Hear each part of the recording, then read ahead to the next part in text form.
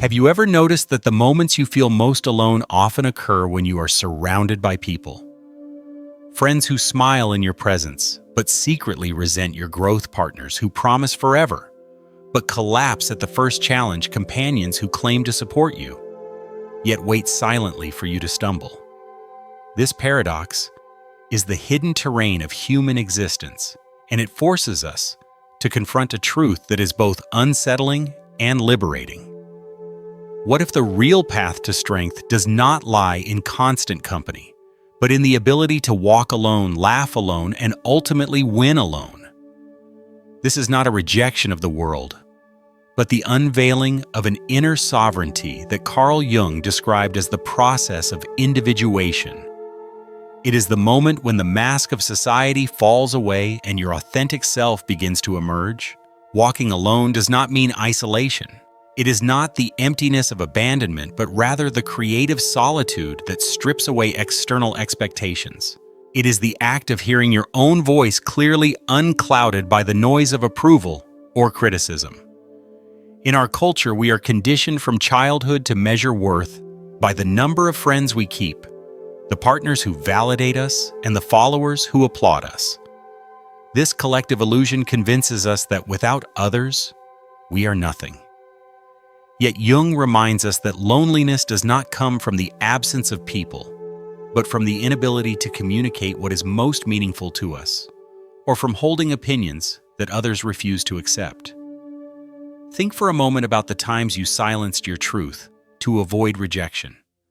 How often have you surrounded yourself with company merely to escape the sound of your own silence, only to find that silence waiting patiently for you anyway?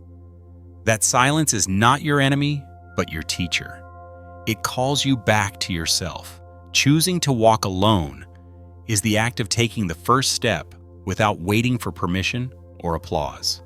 It is a path that may be judged, misunderstood, or even mocked by others, yet in that solitary path your character is forged. And character, more than approval or admiration, is the foundation of an authentic life. Laughing alone is an equally radical act. It is the alchemy of discovering beauty in the ordinary, joy in the smallest of details, and light in the most unexpected of places. It is standing before a mirror and finding humor in your failures, your scars, your mistakes, because you finally recognize them as essential fragments of your humanity. When you learn to laugh alone, your happiness no longer depends on what others do or fail to do. You discover the inexhaustible source of joy within yourself, independent of circumstances. Winning alone, in turn, is the natural conclusion of walking and laughing with autonomy. It is reaching goals that no one believed in but you. It is proving that your worth has never been tied to external validation, but to your ability to sustain your purpose in adversity. This type of victory is not loud or decorated with trophies. It is silent, but it is unbreakable. Jung spoke of synchronicity, those meaningful events that occur when we are aligned with the depths of our unconscious.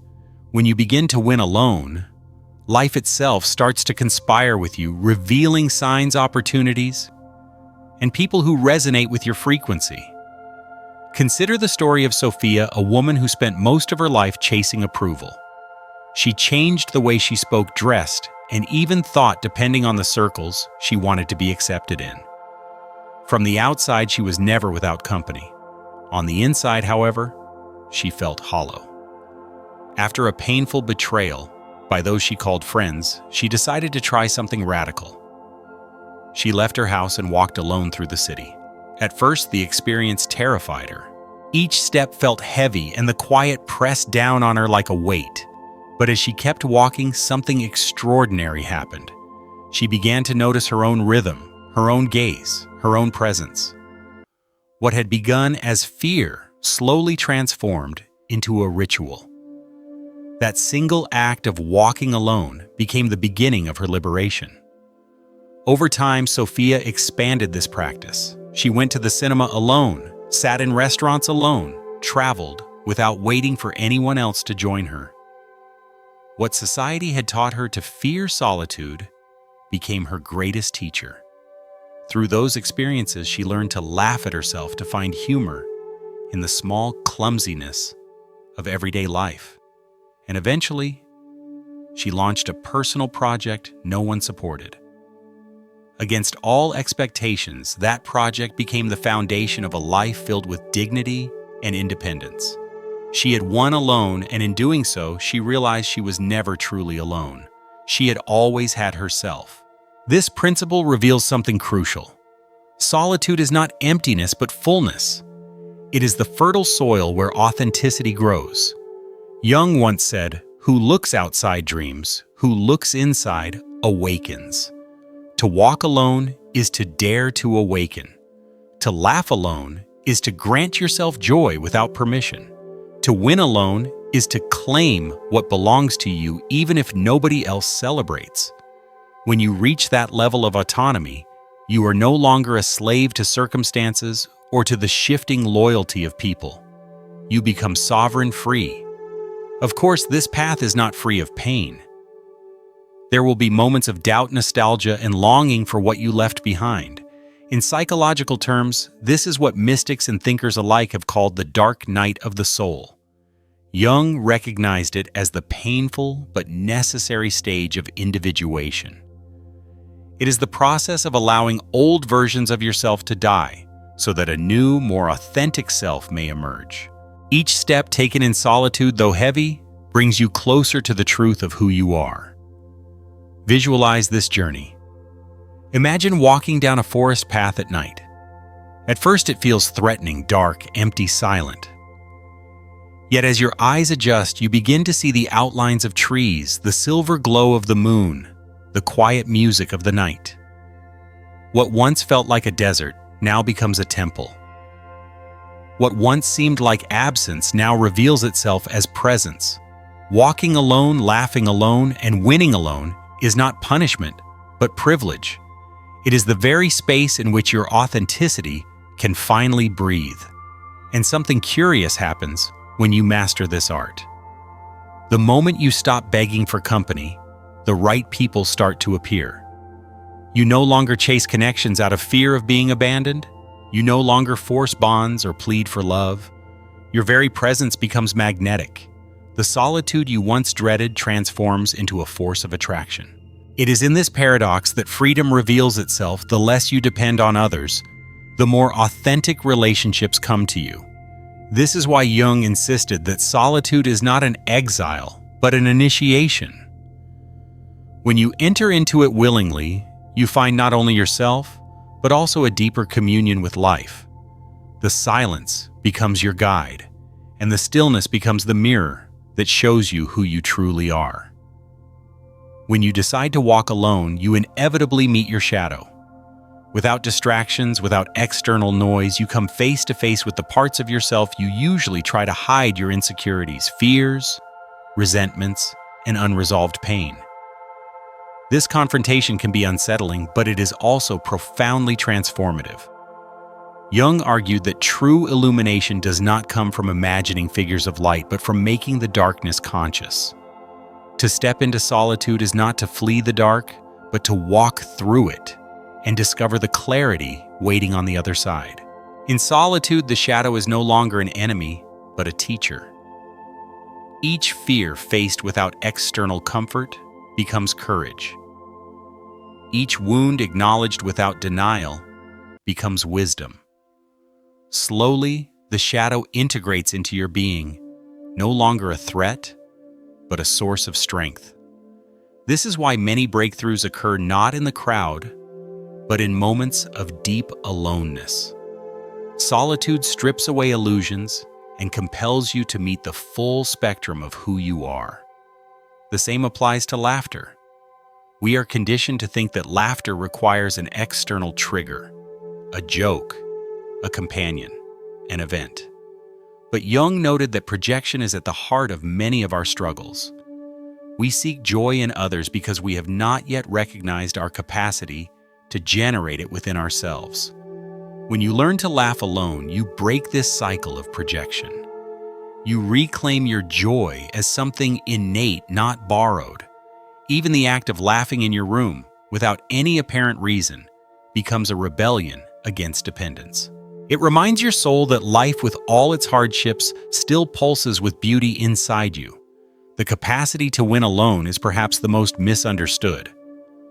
Culture often ties victory to recognition trophies, applause, public approval.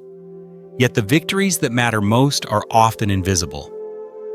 Winning alone might mean rising from bed after weeks of grief, paying your bills when you feared you could not, or leaving a relationship that was suffocating you even when no one else understands. These are not celebrated on social media, but they are the very battles that shape resilience. Consider Clara, a woman who always depended on her partner for validation. When he left, she collapsed into despair. For months, she could not imagine moving forward. Yet eventually, she decided to pursue a long-buried dream of writing a book. She wrote day after day, often laughing at her own awkward drafts and sometimes crying at the sight of blank pages. Years later, she published her work. At first, no one applauded, but Clara no longer needed applause. Her victory was intimate, sacred, and enough. Over time, her book found its readers, not because she chased them, but because authenticity has a way of attracting. Clara's laughter, her solitary steps, and her triumph became a bridge for others. This is the paradox of solitude. What begins as silence becomes a song. What starts as isolation turns into communion. By walking alone, your path becomes genuine. By laughing alone, your joy becomes unshakable. By winning alone, your success becomes eternal. Close your eyes and imagine yourself on an empty stage. No audience, no applause, no witnesses, just you. In that silence, you dare to dance, to laugh, to celebrate. That act, simple yet revolutionary, is the essence of self-sovereignty. Life often removes people and situations not to punish you, but to return you to yourself. Solitude is not a curse. It is a mirror, one that does not reflect your surface, but your soul. At first, what you see may disturb you: unhealed wounds, forgotten emptiness, buried pain. But if you hold the gaze long enough, the reflection shifts. Strength emerges. Purpose takes form. You realize solitude is not exile, but rebirth. Jung called individuation the journey toward wholeness, and this journey is always intimate. No one else can integrate your shadow, embrace your inner child, or uncover your true calling. That responsibility is yours alone. Yet the transformation that follows does not end with you. When one person awakens, their entire environment feels the change. Solitude teaches you to stop projecting your unmet needs onto others. Instead of begging for joy, you generate it. Instead of depending on others for strength, you embody it. And instead of measuring victory by applause, you define it by integrity. Imagine holding a candle in the dark. At first it seems fragile, almost laughably small against the vast night. But the longer you walk with it, the brighter it burns. One day you realize it not only lights your path, but becomes a beacon for others still wandering. This is the paradox of solitude. By learning to walk alone, you end up guiding many. Jung reminded us that consciousness does not awaken without pain. Walking alone hurts, laughing alone feels strange, and winning alone can seem hollow. Yet inside these discomforts lies the seed of awakening. Now the choice is before you. Will you continue to measure your value by company, laughter, and validation borrowed from others? Or will you risk the path of sovereignty? The path where you walk without permission, laugh without reason, and win without witnesses. The world has taught you that solitude is failure, but in truth, it is the birthplace of freedom. So let this be your commitment. Walk with yourself, laugh with yourself, win with yourself. Each step taken in solitude is a step toward authenticity. Each quiet laugh is a defiance of dependency. Each unseen victory is a declaration of sovereignty.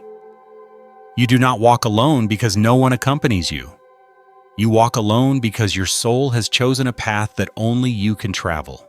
That is not weakness. That is the greatest power you will ever know. And if these words resonate with you, seal them with a declaration, I am enough. My solitude is my strength. Write it, repeat it, carry it with you. Because when you truly believe it, no rejection, no absence, no silence will ever diminish your light.